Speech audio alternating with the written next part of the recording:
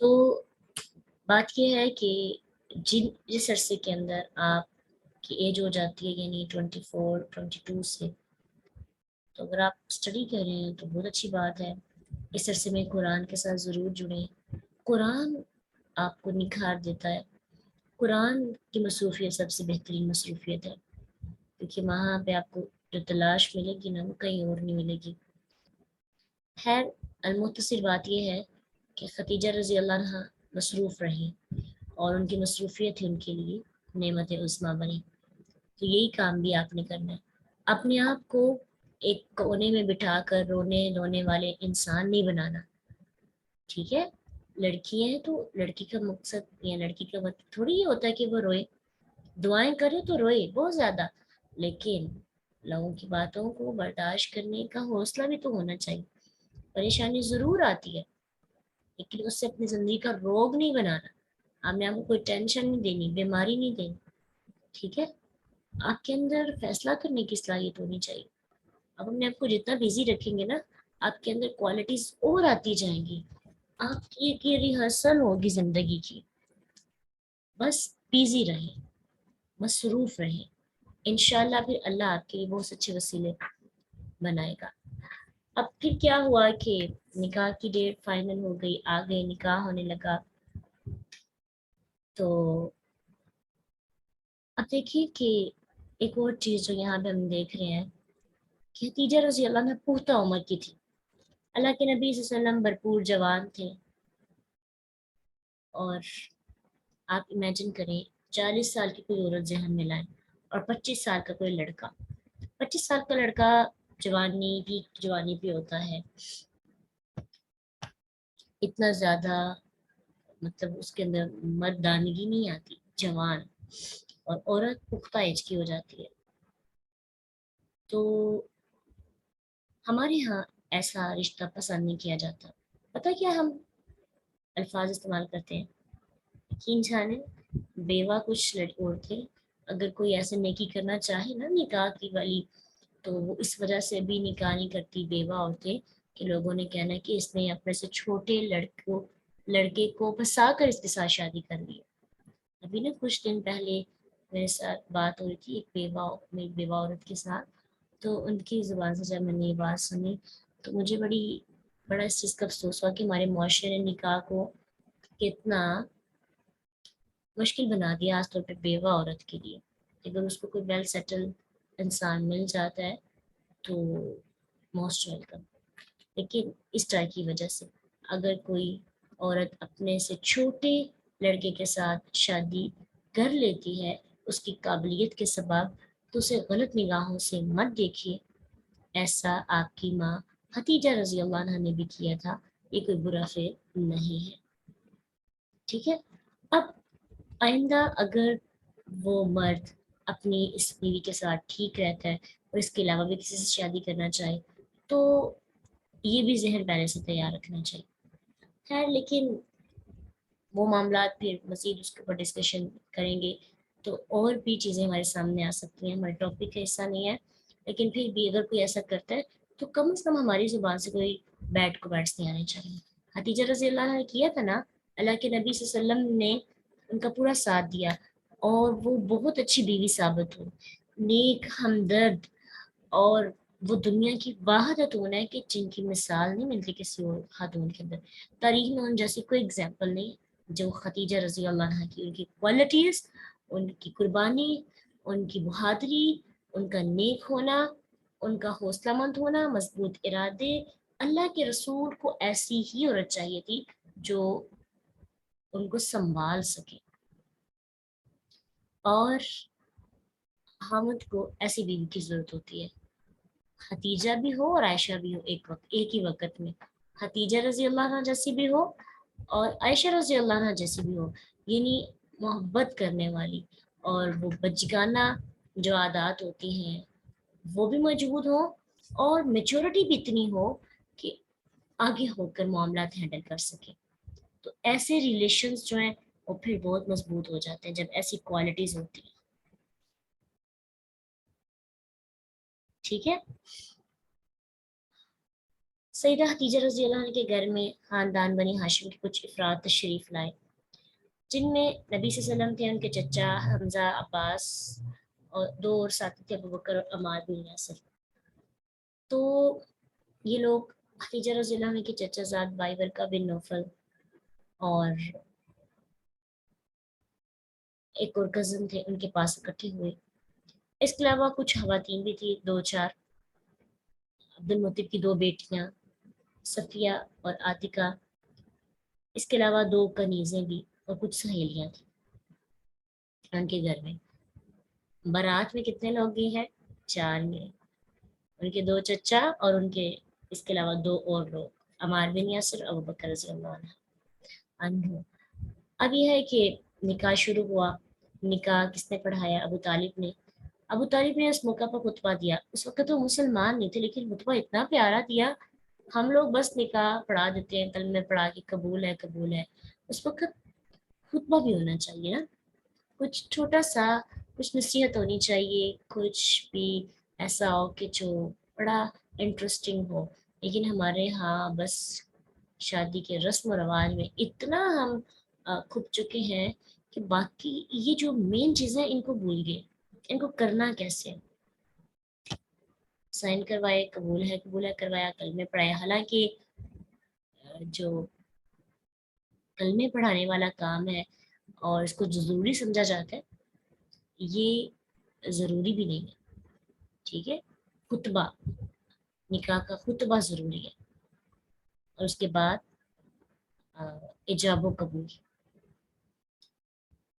तो खुतबा क्या? सब तारीफ़ें उस अल्लाह के लिए जिसने हमें इब्राहिम अलैहिस्सलाम की औलाद से बनाया, इस्माइल अलैहिस्सलाम के नस्ल से पैदा किया, मज़र की जड़ को जला बख्शी और मज़र का खमीर उठाया, यानी नुकसान का। और उसने हमें अपने घर का मुहाफ़िज़ और निगहबान बनाया। उसने हमारे लिए बैतुल्लाह को अमन का गहवारा बनाया और हमें लोगों पर हुकूमत करने वाला बनाया। फिर ये मेरे भाई का बेटा मोहम्मद बिन अब्दुल्लाह सल्लल्लाहु अलैहि वसल्लम लाखों में एक है। तारीफ, नेकी, फजल, शर्फ, अक्ल और दानिश और अजमत और शराफत के एतबार से कोई इसका हम पल्ला नहीं। अगरचे माल और दौलत की कमी है, लेकिन माल तो एक डरने वाला साया है, हायल होने वाला मामला और पलट जाने वाली पराई चीज है। और सैयदना मोहम्मद सल्लल्लाहु अलैहि वसल्लम जिनकी कराबतदारी को तुम जानते हो, उसने खतीजा बिन खतीजा से शादी की और महर में 10.5 औकिया सोना दिया।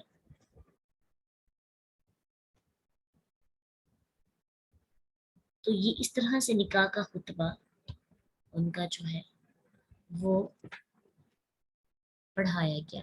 अबू तालिब ने जब निकाह का खुतबा मुकम्मल किया तो फिर वर्का बिन नौफल ने बात शुरू की और खुतबा देते हुए फरमाया, यानी लड़के वालों की तरफ से भी, लड़की वालों की तरफ से भी, सब तारीफ़ें अल्लाह ताला के लिए जिसने हमें ऐसा बनाया जैसा आपने बयान किया।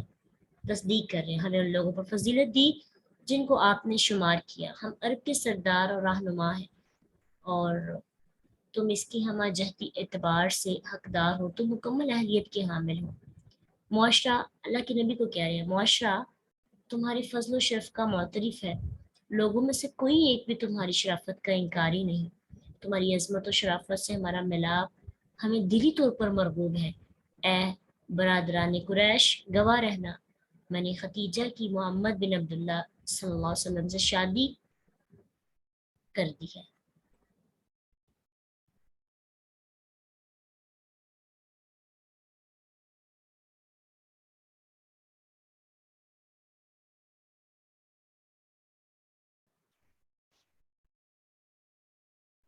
ये बात कहकर वर्का बिन नौफल खामोश हो गए तो अबू तालिब ने कहा, मैं दिली तौर पर चाहता हूँ कि हतीजा रज़ी अल्लाह अन्हा का चचा भी इस सिलसिले में हम आपका, यानी सिलसिले में हम नवा हो, यानी वो भी कोई बात करे।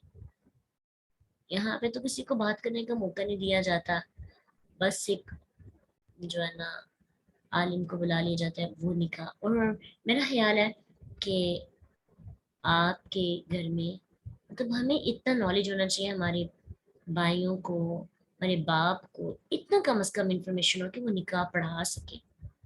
کیوں؟ کیونکہ وہ جو نکاح کے وقت دعا کریں گے، وہ نصیحت جو کریں گے، وہ جو خطبہ پڑھائیں گے نا، اس کے اندر اپنائیت ہوگی، جیسے ان کے اندر اپنائیت دیکھ رہے ہیں۔ تو اس لیے یہ چیزیں بھی ضروری ہیں۔ ہم نکاح اور جنازہ ان لوگوں سے پڑھاتے ہیں جن کے اندر ہمارے رشتوں کے بارے میں کوئی فیلنگز نہیں ہوتی، تو کم از کم اپنے خاندان میں سے کسی ایک کو تو اس قابل بنانا چاہیے کہ وہ آپ کے باقی خاندان کے لوگوں کا نکاح اور جنازہ پڑھا سکے۔ اور یہ مشکل کام تھوڑی ہے، بہت ایزی ہے، اور اس کے لیے شرط بھی نہیں ہے کہ آپ کسی مسجد کے امام ہوں، آپ جمعہ پڑھانے والے عالم دین ہوں، شرط تو نہیں ہے۔ نکاح کے لیے آپ کو بس نکاح کا خطبہ پڑھانا آنا چاہیے، اور پھر شادی ہو گئی، نکاح ہو گیا، اعلان کر دیا کیا، گواہ بنا دیا کیا، خدیجہ رضی اللہ عنہ کے ساتھ شادی طے پانے کے بعد ولیمہ کی رسم شروع ہوئی۔ اور آپ کو پتہ ہے ولیمہ تبھی شروع ہوا، ہم اگلے دن کرتے ہیں، اسی دن ولیمہ کرنا بھی سنت ہے، ٹھیک ہے؟ صبح نکاح کیا اور سیکنڈ ٹائم آپ ولیمہ کریں۔ تو جو لوگ کہتے ہیں کہ ہمیں نکاح پہ نہیں بلا رہے یا بارات کا ہے، تو وہ ولیمے کی دعوت سب کو دے۔ تو اسی وقت بیان کیا جاتا ہے کہ اللہ کے نبی صلی اللہ علیہ وسلم جب سیدہ خدیجہ کے ساتھ شادی طے پا گئی تو اب گھر سے باہر تشریف لانے لگے، تو خدیجہ رضی اللہ عنہ کہتی ہیں پیارے محمد صلی اللہ علیہ وسلم کہاں تشریف لے جا رہے ہیں؟ آپ ایک یا دو اونٹ ذبح کیجئے، لوگوں کو کھانا کھلائیے۔ اور آپ نے ایسا ہی کیا، یعنی اگر ولیمے کی دعوت اگر عورت بھی دے دے، اگر عورت سیٹل ہے اور اچھی دعوت دینا چاہتی ولیمے کی، تو اس میں کوئی قباحت نہیں ہوتی۔ یقین جانیں اگر عورت پورا ساتھ دینا چاہتی ہے پورے اچھے طریقے کے ساتھ دے سکتی ہے، لیکن معاشرہ نہیں چین سے لینے دیتا، ٹھیک ہے؟ تو دیکھیں حتیجہ رضی اللہ عنہ نے ولیمے کا خرچہ بھی خود ہی کیا، کتنی وفادار ہے نا، اپنے نکاح کے فوراً بعد خاوند کے ساتھ کھڑی ہو گئی اور اپنی سہیلیوں سے کہا خوب خوشی کا اظہار کریں، اور یہ بھی کہا کہ اپنے چچا سے کہیں کہ وہ اونٹ ذبح کر کے لوگوں کو کھانا کھلائے، آپ صلی اللہ علیہ وسلم تشریف لائے اور مجھے مطلب باقی لوگوں کو بھی بلائے، مجھے خدمت کا موقع دیں۔ آپ نے ایسے ہی کیا، لوگوں کو کھانا کھلایا، دوپہر اپنے شریک حیات کے گھر رہے، اللہ تعالیٰ نے آپ کی آنکھوں کو ٹھنڈا کر دیا۔ ابو طالب بہت زیادہ خوش ہوئے اور کہا شکر ہے اس رب کا جس نے ہم سے مصیبت ڈال دی، ہمارے غم دور کر دیے۔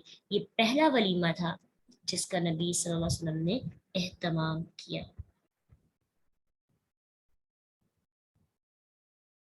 ٹھیک ہے؟ تو الحمدللہ اللہ تعالیٰ نے آج ہمیں تھوڑا زیادہ پڑھنے کا موقع دیا، بہت سے لرننگ پوائنٹس نکلتے ہیں۔ ابھی مطالعہ کرتے ہوئے تو چند ایک پوائنٹ میرے ذہن میں آئے تھے، لیکن ابھی جب آپ کے ساتھ شیئرنگ ہو رہی ہے تو آپ کے ساتھ مل کر اور بھی چیزیں جو ہے نا سامنے آ جاتی ہیں الحمدللہ۔ یہ اسی تدبر کے لیے تو ہم سیکھ رہے ہیں، یہ باتیں شاید آپ کو پہلے بھی پتہ ہو، بچپن سے یہ واقعہ اور یہ سیرت پڑھتے آ رہے ہیں نا، لیکن ہم نے تدبر کرنا ہے، ہم نے سیکھنا ہے، ٹھیک ہے؟ بس یہ ذہن میں رکھنا ہے۔ حالانکہ یہ کتابیں پڑھائی نہیں جاتی، اگر آپ کسی انسٹیٹیوشن میں جائیں نا تو وہ اسٹوڈنٹ کو کہا جاتا ہے جی آپ نے پڑھ کے سبق یاد کر کے آنا زبانی، تو یہ کتابیں پڑھائی نہیں جاتی، لیکن میرا خیال ہے کہ یہی تو پڑھانے والی ہے تدبر کے ساتھ، کیونکہ آپ دیکھیں آپ انٹرسٹ لیتے ہیں تو آج ماشاءاللہ سے آپ شوق کے ساتھ آئے، اور آپ کا شوق نظر بھی آ رہا تھا شروع کلاس میں۔ تو کہانیاں سٹوریز بہت کچھ سکھاتی ہیں، اللہ قبول کرے اور ہمیں عمل کی بھی توفیق دے اور ہمیں ان جیسا بننے والے میں شامل کر دے۔ واخر دعوانا الحمد للہ رب العالمین، سبحانک اللہم و بحمدک، نشہد ان لا الہ الا انت، نستغفرک و نتوب الیک۔ السلام علیکم ورحمۃ اللہ وبرکاتہ۔